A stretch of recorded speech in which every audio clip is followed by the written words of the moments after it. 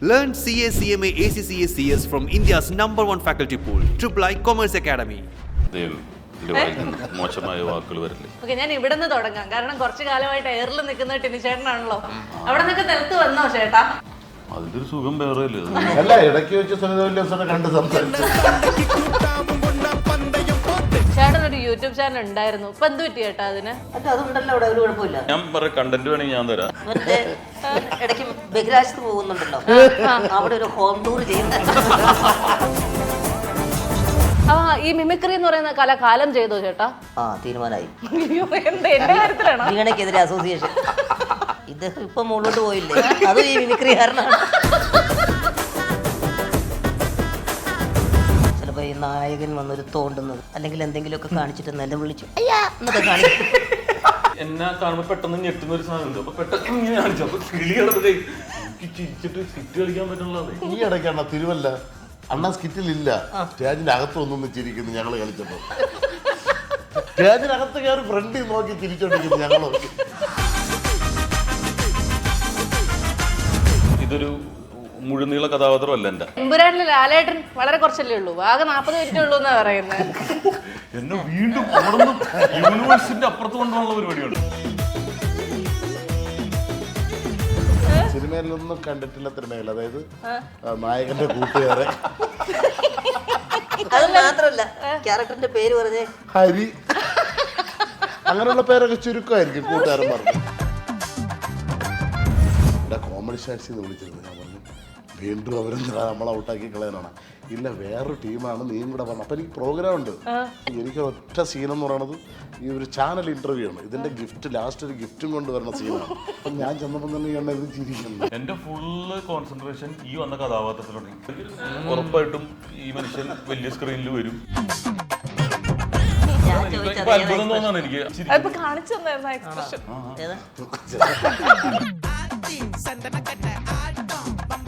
Bazooka, Empuraan ഇങ്ങനെയുള്ള വലിയ വലിയ വമ്പൻ സിനിമകളുടെ കുത്തൊഴുക്കിൽ ഈ 916 കുഞ്ഞൂട്ടനും കൂടെ വരുമ്പോഴത്തേക്ക് നിങ്ങൾക്ക് ആർക്കെങ്കിലും പേടിയുണ്ടോ? കടലില് വലിയ വലിയ കപ്പലുകൾ ഉണ്ടെന്ന് പറഞ്ഞിട്ട് നമുക്ക് ചെറിയ ചെറിയ വള്ളക്കാർക്ക് വളർക്കാതിരിക്കാൻ പറ്റുമോ?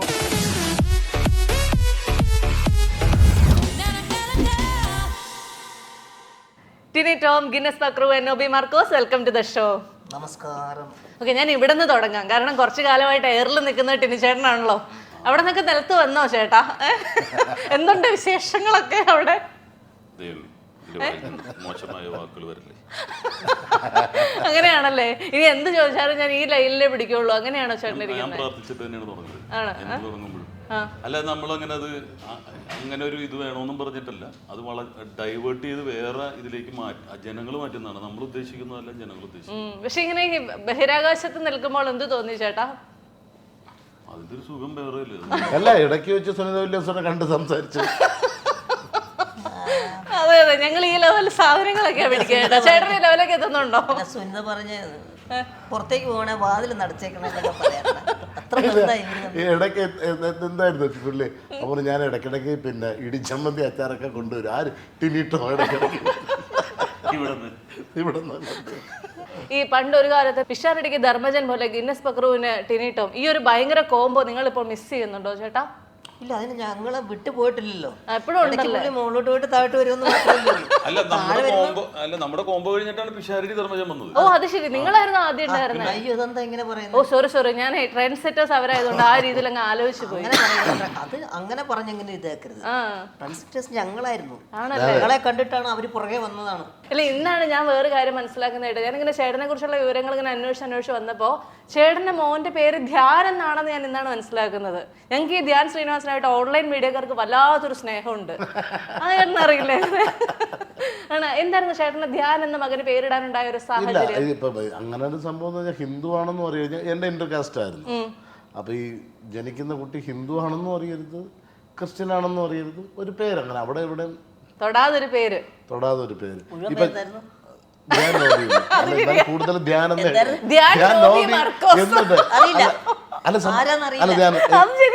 ഞാനിപ്പോ പിന്നെ വൈഫിന്റെ ബ്രദറിന്റെ കുഞ്ഞ് ജനിച്ചു, ഞാനാണ് അതിന് പേരിട്ടത്. എന്തായിരുന്നു? മിഴി. കണ്ടിരുന്നു ഞാൻ. കുറെ മോനാണ് പക്ഷെ മിഴിയുടെ ഫോട്ടോസ് ഒക്കെ കൂടുതൽ ഇടുന്നത്. അത് ഞാൻ ശ്രദ്ധിച്ചിരുന്നു. ചേട്ടന്റെ വയസ്സിലേക്ക് അങ്ങനെ അങ്ങനെ മിഴിയെ അധികം അടുപ്പിക്കുന്നില്ലെന്നാണ് ഞാൻ മനസ്സിലാക്കുന്നത്. എന്തായാലും ഈ 916 കുഞ്ഞുകുട്ടൻ, നമ്മൾ ഈ 916 എന്നൊക്കെ പറയുമ്പോഴത്തേക്കും മറ്റേ ഗോൾഡ് അല്ലേ, പക്ഷെ നമ്മളൊക്കെ പറയുന്ന തങ്കത്തിൽ പൊതിഞ്ഞ കുഞ്ഞൂട്ടൻ എന്നല്ലേ ചേട്ടാ. അപ്പൊ മനസ്സ് അത്ര നന്നാവാത്തോണ്ടാണോ 916 നിർത്തിയത്? അത് ഇപ്പൊ ഞാൻ പറയട്ടെ, അത് ക്യാരക്ടറിന്റെ പേര് കുഞ്ഞൂട്ടൻ എന്നാണ്. ഈ 916 എന്താണെന്ന്, 916 കുഞ്ഞൂട്ടന്റെ ആ 916 കുഞ്ഞൂട്ടന്റെ പിന്നിലുള്ള കാര്യങ്ങൾ എന്താണെന്നൊക്കെ ഉള്ളത്, അല്ല കഥാപാത്രത്തിന്റെ ജീവിതത്തിലൂടെ പോകുന്ന ഒരു സിനിമയാണ്, ഒരു ചെറിയ സിനിമയാണ്. അപ്പൊ അതിന് ഒരു ക്യൂട്ടായിട്ടുള്ള ഒരു പേര് നിർദ്ദേശിച്ചപ്പോൾ ആ പേര് ഭയങ്കര ക്യാച്ചിങ് ആയിട്ട് ഡയറക്ടർക്ക് തോന്നി. അങ്ങനെയാണ് ഈ ഒരു പേരെടുത്തത്. ഇപ്പൊ ഈ 916 കുഞ്ഞൂട്ടൻ അത്ര തങ്കപ്പെട്ട മനുഷ്യനാണോ, അല്ലെ അതുപോലെ പ്യൂരിറ്റി ഉള്ള മനുഷ്യനാണോ, അയാൾ എങ്ങനെയുള്ള ആളാണ്, എന്താണ് 916 കുഞ്ഞൂട്ടൻ എന്ന് പറയുന്ന അറിയണമെങ്കിൽ നിങ്ങൾ സിനിമ കാണണം. ഫ്രഷ് ആണ് ആൻസർ കേട്ടോ. കാര്യം ചേട്ടൻ കുറെ സിനിമകളൊക്കെ ചെയ്തിട്ടുണ്ടല്ലോ. എനിക്ക് ചേട്ടനെ കുറിച്ച് ആലോചിക്കുമ്പോൾ ആദ്യം ഓർമ്മ വരുന്ന അത്ഭുത ദ്വീപാണ്. അല്ലെ ആ സുന്ദരിയായ പെൺകുട്ടി ഇപ്പൊ എവിടെ ഉണ്ട് ചേട്ടാ? ആ സുന്ദരിയായ പെൺകുട്ടി എനിക്ക് തോന്നുന്നത് ഹൈദരാബാദ് എന്ന് തോന്നുന്നു. ആണോ? ചേട്ടനായിട്ട് കണക്ഷൻ ഒക്കെ ഉണ്ടോ? കറക്റ്റ്. ആ മലയാള സിനിമയിലെ ഒരു ഭാവിയാണെന്ന് ഞാൻ വിചാരിച്ചിരുന്നു. എവിടെ പോയോ എന്തോ? അതിപ്പോ കല്യാണം കഴിച്ച് കുറെ 2-3 കുട്ടികളൊക്കെ ആയിട്ട് സുഖമായിട്ട് ജീവിക്കുന്നു. എനിക്കൊന്ന് ഇടയ്ക്ക് മോഡലിംഗ് വർക്കൊക്കെ ചെയ്യുന്നുണ്ടെന്ന് തോന്നുന്നു, അറിയില്ല. ഇതിനകത്ത് എന്താ ചേട്ടാ ടിനിച്ചേട്ടനെ എന്താ ഈ കാണിച്ചേക്കണേ? എന്ത് രൂപമാണ് ഈ കണ്ടേക്കുന്നത്? ഞാൻ പറഞ്ഞ പോലെ അതിനുള്ള ഫ്രഷ് ആയിട്ടുള്ള ആൻസർ. അതെ, അതെന്താണെന്ന് അറിയണമെങ്കിൽ 916 കുഞ്ഞൂട്ടൻ സിനിമ കാണണം. ഞാൻ ഫ്രഷ് ആയിട്ട് സ്പോണ്ടേനിയസ് ആയിട്ട് പറയുന്നതാണ് എന്റെ പ്രശ്നം. ഈ ഫ്രഷ് ആയിട്ട് പറയുമ്പോഴാണ് പുള്ളി പോകുന്നതെന്ന് മനസ്സിലായില്ല. ആരും കേൾക്കാത്ത കാര്യങ്ങൾ പറയുമ്പോഴാണ് പ്രശ്നം.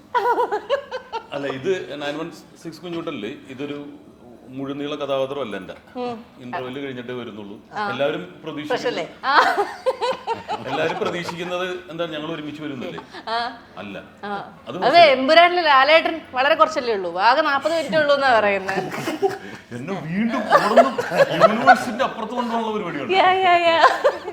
നോവിച്ചേട്ടൻ എവിടെ ഉള്ളത്? 916 പിന്നെ നമ്മൾ സിനിമകളിലൊന്നും കാണാത്ത ഒരു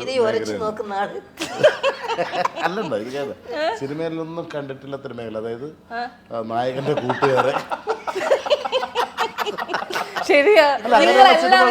അങ്ങനെയുള്ള സിനിമകൾ കുറവാണല്ലോ. നായകന്റെ അത് മാത്രല്ല ക്യാരക്ടറിന്റെ പേര് പറഞ്ഞേ ഹരി, അങ്ങനെയുള്ള പേരൊക്കെ ചുരുക്കമായിരിക്കും കൂട്ടുകാരന്മാർക്ക്. മറ്റേ നായകനിൽ സ്കോർ ചെയ്യാൻ ശ്രമിക്കുകയും ചെയ്യും, പേര് കിട്ടാറുണ്ട് കൂട്ടുകാരന്. പക്ഷേ അങ്ങനെയൊന്നുമില്ല. ഞാൻ 35 ദിവസത്തെ ഡേറ്റ് കൊടുത്ത് 15 മിനിറ്റ് കൊണ്ട് ഡബ് ചെയ്ത്,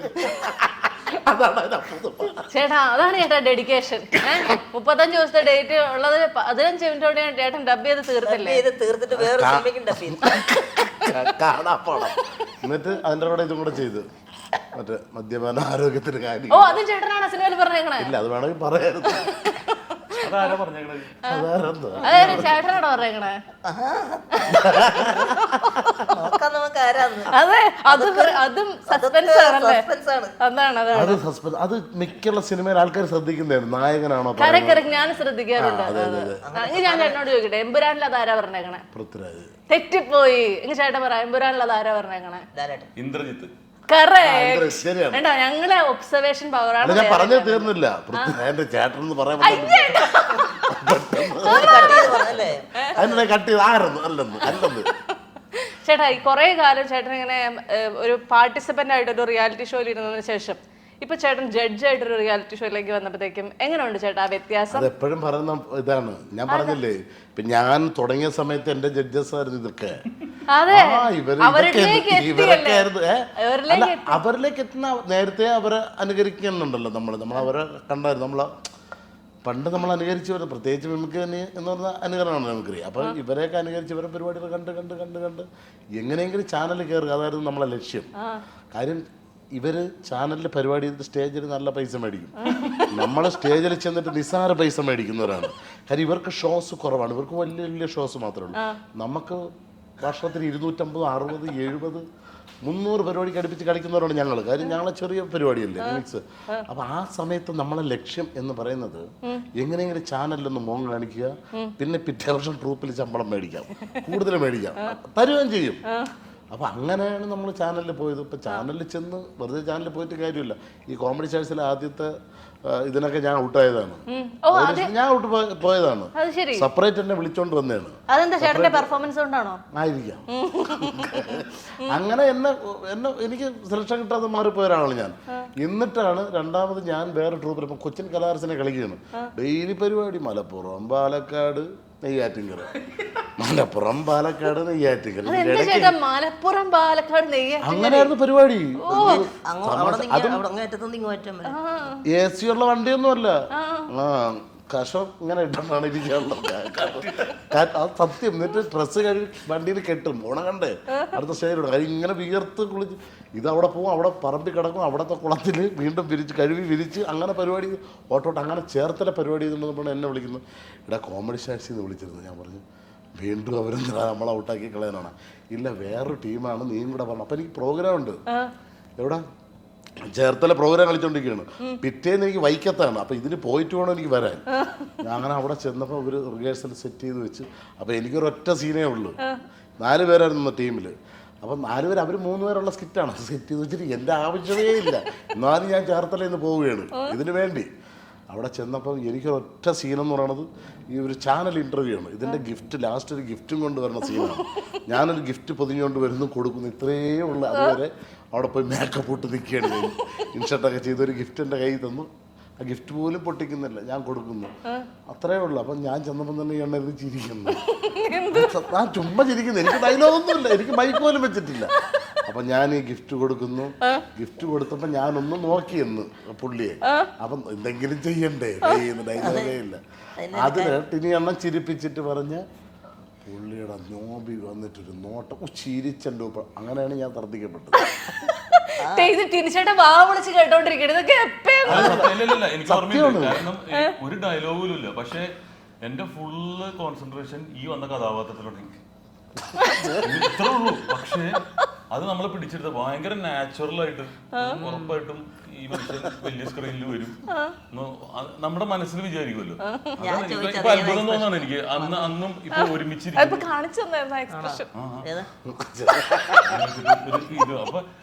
ഒരുമിച്ചിരിക്കും. ഇതൊക്കെ ദൈവാനുഗ്രഹമല്ലേ?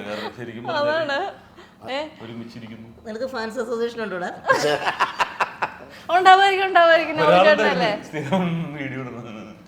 ഈ മിമിക്രി എന്ന് പറയുന്ന കല കാലം ചെയ്തോ ചേട്ടാ? എനിക്കൊരു സംശയം. തീരുമാനമായി.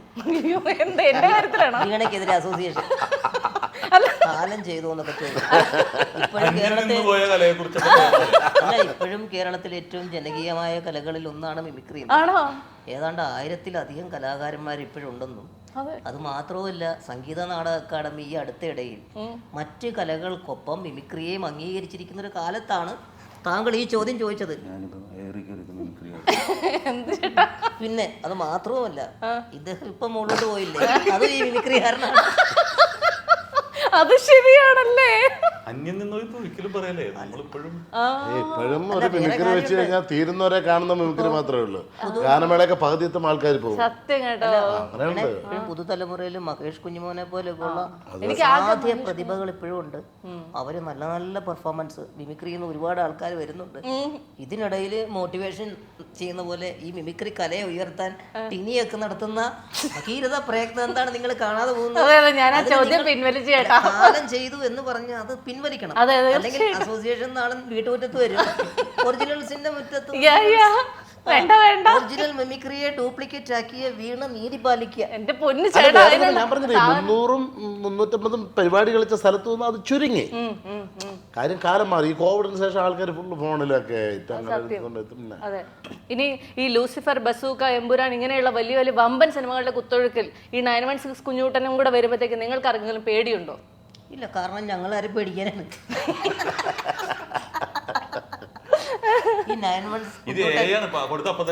അതാണ് സത്യം കേട്ടോ. ആലോചിക്കേണ്ട ആവശ്യം പോലില്ല. മറ്റേ കടലില് വലിയ വലിയ കപ്പലുകൾ ഉണ്ടെന്ന് പറഞ്ഞിട്ട് നമുക്ക് ചെറിയ ചെറിയ വള്ളക്കാർക്ക് വളർക്കാതിരിക്കാൻ പറ്റുമോ? നമ്മളിറക്കും. ചേട്ടൻ പഠിച്ചു വന്നേക്കണവരെയാണല്ലോ. നമുക്ക് നത്തോലിയൊക്കെ മതിയില്ലേ? മതി, ഇടയ്ക്ക് വല്ല പിലോപ്പിയോ ചെറുതായിട്ട് ചൂണ്ടയിടുമ്പോൾ എന്തെങ്കിലും കിട്ടിയ ആരെങ്കിലും ഒക്കെ പ്രോത്സാഹിപ്പിച്ചാൽ അത്രയും നല്ലത്. ആണ്. ചേട്ടൻ്റെ ഇടയ്ക്ക് എപ്പോഴെങ്കിലും ഒരു ടെൻഷൻ വന്നിട്ടുണ്ടോ? അതായത് എന്ത് ചെയ്യും, ഇങ്ങനെ കുറെ ബാക്ക് ടു ബാക്ക് സിനിമകൾ വന്നില്ലെങ്കിൽ എന്ത് ചെയ്യും, അങ്ങനെയൊക്കെയുള്ള ഒരു ടെൻഷൻ ഏതെങ്കിലും കാലത്തുണ്ടായിട്ടുണ്ടോ?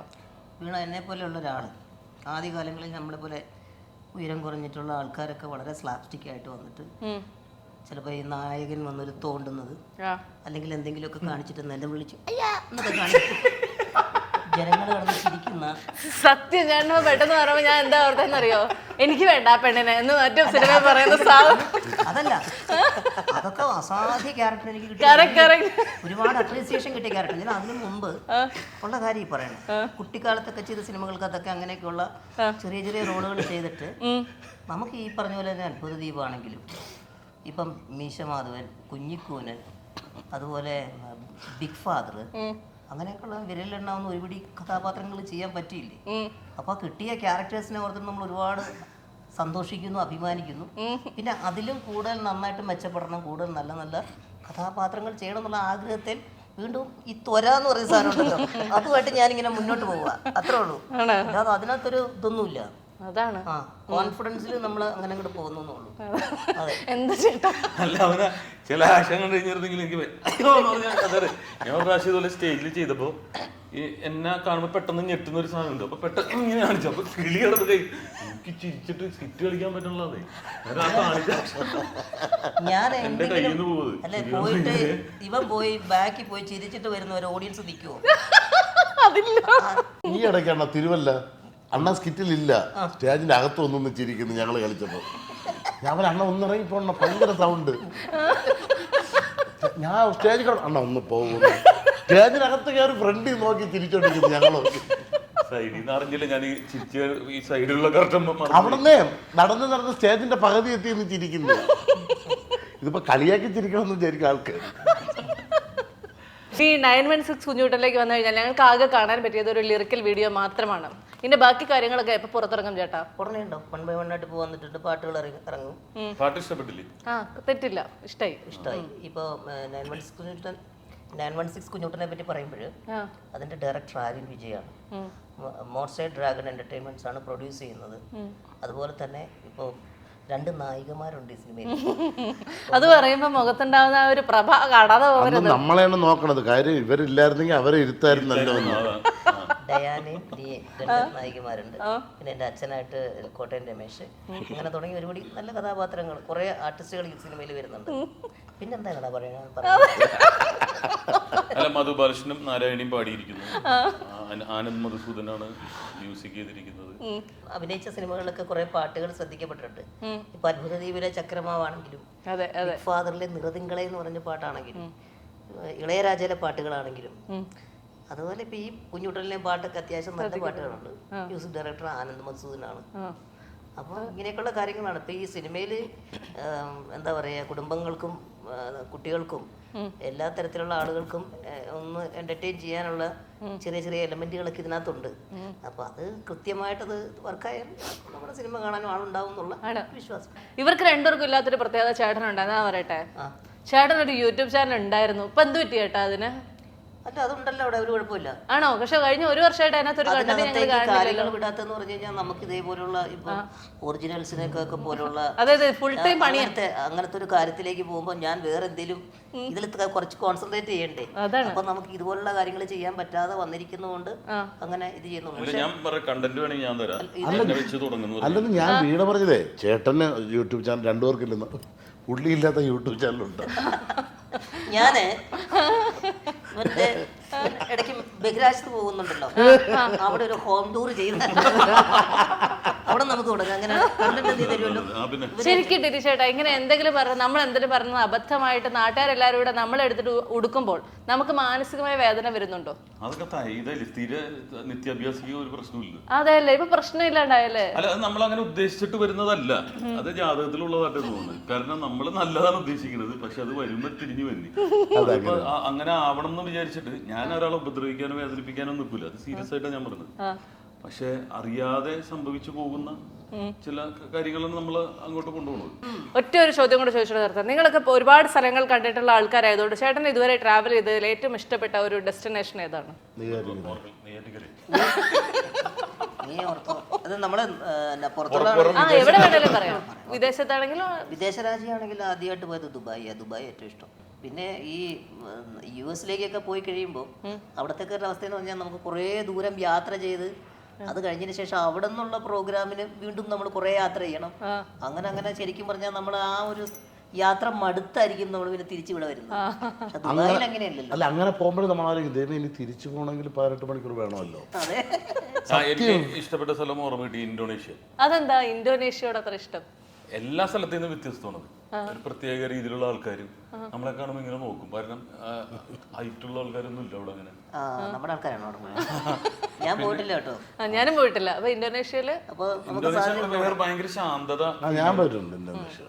ശാന്തതയുണ്ട്, എല്ലാം ഉണ്ട്. അപ്പൊ ഞാൻ ഇത് പറഞ്ഞു അവിടെ ഭൂമി ഉൽക്കോണം ഇടക്കിടക്കില്ല. ആ വലിയ കെട്ടിടം വന്നിട്ട് അവിടുത്തെ ഭക്ഷണം അത് എനിക്ക് ഇഷ്ടപ്പെട്ടു. പിന്നെ ശ്രീലങ്ക ഇഷ്ടപ്പെട്ടു. അത് മറ്റുള്ളതിനൊക്കെ വ്യത്യസ്തതാണ്. മറ്റുള്ളവർക്കൊക്കെ മറ്റ് കെട്ടിടങ്ങളും അവിടുത്തെ സാമ്പത്തിക ഉയർച്ചയൊക്കെയാണ്. ഇത് പ്രകൃതിയും അങ്ങനെയുള്ള അതാണ് എനിക്കിഷ്ടം. കാടും നല്ല കാടൊക്കെ നല്ല. ഞാൻ ഇവിടെ നിന്ന് ദുബായിൽ നിന്ന് പരിപാടി കഴിഞ്ഞ് ഇന്തോനേഷ്യ പോകണം എനിക്ക്. അങ്ങനെ ദുബായിലെ പരിപാടി കഴിഞ്ഞ് ഞാൻ നേരെ ഇവിടെ നിന്ന് കണക്ഷൻ ഫ്ലൈറ്റ് മസ്കറ്റിൽ നിന്ന് അവിടുത്തെ ഫ്ലൈറ്റ് കയറി. എനിക്ക് ഉറക്കവും വരുന്നു 2 ദിവസം. എന്നിട്ട് ഞാൻ ഇങ്ങനെ കിടന്ന് ഉറങ്ങിയേ. അതായത് ഇന്തോനേഷ്യ പോകുന്ന ഫ്ലൈറ്റ് ഞാൻ കയറി ഉറങ്ങിയിട്ട് ഞാൻ എപ്പോഴോ കണ്ണു തുറന്ന് നോക്കിയപ്പോഴേ ഒരേ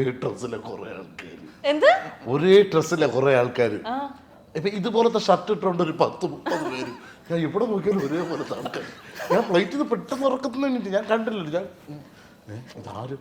എന്നിട്ട് ഞാൻ എഴുന്നേറ്റ്. അതായത് ആണുങ്ങളല്ല ഇതേപോലത്തെ ഷർട്ട് ഫ്ലൈറ്റില് അതായത് ഫ്ലൈറ്റിൽ ഇരിക്കുന്ന പാസഞ്ചേഴ്സ് ആണ്. അല്ല, എന്നിട്ട് നോക്കിയോ, എന്നിട്ട് ലേഡീസ് ഇതേപോലത്തെ അവരെ ഫ്രോക്ക് എല്ലാം ഇതേ ഡ്രസ്സ്. ഞാൻ ദൈവമേ ഇതിന് എവിടെയാണ് ഞാൻ വേറെ ലോകത്താണ്. ഞാൻ നോക്കിയപ്പോൾ വരുന്നു ഒരുമിച്ച് ടൂർ അങ്ങോട്ട് പോയിട്ട് വരുന്ന ടീമാണ് ഒരേപോലത്തെ യൂണിഫോം അറിയാൻ വേണ്ടിയിട്ടേ. എന്നിട്ട് ഞാൻ വന്നിരുന്നു. എന്നിട്ട് എയർപോർട്ടിൽ ഇറങ്ങി. എനിക്കൊരു പിടിയില്ല, ഫോണും വർക്കാവൂലല്ലോ. നമ്മളെ പരിപാടിയുടെ അതായത് 5:30 പരിപാടി. ഞാൻ എയർപോർട്ടിൽ വന്നിറങ്ങണം 4:30 മണിക്കാണ്. ഞാൻ ഇങ്ങനെ ഇറങ്ങി വന്നപ്പോൾ എല്ലാം ഒരേപോലത്തെ ആൾക്കാർ. എന്നെ വിളിക്കാമെന്ന് ആരും പോലും എനിക്ക് അറിയില്ല. ഞാൻ നോക്കിയപ്പോൾ എൻ്റെ പേര് പിടിച്ചോണ്ട് ഒരാളോട് നിൽപ്പുണ്ടായിരുന്നു, ഒരു ഇന്തോനേഷ്യക്കാരൻ. സംസാരിക്കാൻ പറ്റൂലല്ലോ, കൂടെ പോവാൻ. നോർത്ത് അമേരിക്കൻ അതായത് ഫോമ എന്ന് പറഞ്ഞ സംഘടനയുടെ പരിപാടി ഡൊമിനിക്കൻ റിപ്പബ്ലിക്കിൽ ഒരു ഐലൻഡിലാണ് 3-4 ദിവസത്തെ പരിപാടി. അവിടെ ഞാനും നമ്മുടെ വനിസ്റ്റ് ലക്ഷ്മിയും കൂടിയാണ് പോണത്. സ്ഥലത്തിന്റെ പേര് പുണ്ടക്കാനാന്നാണ്. അപ്പൊ ഇവിടുന്ന് തന്നെ ആരും പോയിട്ടില്ല അവിടെ. കാരണം ഇവര് ഈ വെക്കേഷൻ വരുന്ന സ്ഥലമാണ് പുണ്ടക്കാന. ഞാൻ കണ്ട് ലക്ഷ്മി വിട്ടേക്കുന്ന പോസ്റ്റ്. അതെ. അപ്പൊ കേരളത്തിൽ പോയപ്പോ തന്നെ അവര് ഈ വിസ ആദ്യമായിട്ട് കാണുന്നത്. കാരണം ഇത് അമേരിക്കൻ വിസ ഉണ്ടെങ്കിൽ അവിടെ പോകാൻ പറ്റും. ഈ പ്രത്യേക വിസ ആരും എടുക്കാറില്ല. എനിക്ക് അമേരിക്കൻ വിസ ഇല്ലായിരുന്നു ആ സമയത്ത്. എന്ന് പറഞ്ഞാല് നമ്മള് 3 മാസം 4 മാസത്തേക്കാണ് എടുക്കുന്നത്. അങ്ങനെ ഇവിടുത്തെ പോലീസുകാരൻ ഇത് വായിച്ചിട്ട് തന്നെ ഇങ്ങനെ നോക്കി, ഇത് ഏത് സ്ഥലം? ഞാൻ പറഞ്ഞു Dominican republic, north America, south America, അങ്ങനെ വേറൊരു അമേരിക്കയുടെ ഭാഗം തന്നെ നോർത്താണ്. അപ്പൊ അതാന്ന് പറഞ്ഞ് ഓക്കെ. ഇവിടെ നിന്ന് ഡൽഹി ചെന്നപ്പോ അവര് നോക്കി ഉള്ള സ്ഥലമാണ്. അപ്പൊ ലക്ഷ്മി ഉണ്ട്. ലക്ഷ്മി മുടിയൊക്കെ ഇങ്ങനെ വെച്ചിട്ട് 2 പേര് ഈ വിസ അടിക്കാറില്ല, ആരും അടിക്കാറില്ല. അപ്പൊ നമുക്ക് അമേരിക്കൻ വിസ ഇല്ലാത്തതുകൊണ്ടാണ് അടിച്ചത്. അങ്ങനെ അവിടെ ചെന്ന് ഫോമ എന്ന് പറഞ്ഞ കമ്പനി ഇതാണ്. അവിടെ ചെന്ന് ഇറങ്ങി. പുന്തക്കാന എന്ന് പറഞ്ഞത് എടാ എയർപോർട്ട് ഫുള്ള് ഓലപ്പര. ഓല വെച്ച്, കാരണം അത് ഒരു ബീച്ച് സൈഡാണ്. അപ്പൊ ഒരു ഓല വെച്ചിട്ട് ഞാൻ ആദ്യമായിട്ട് കണ്ടാണ്.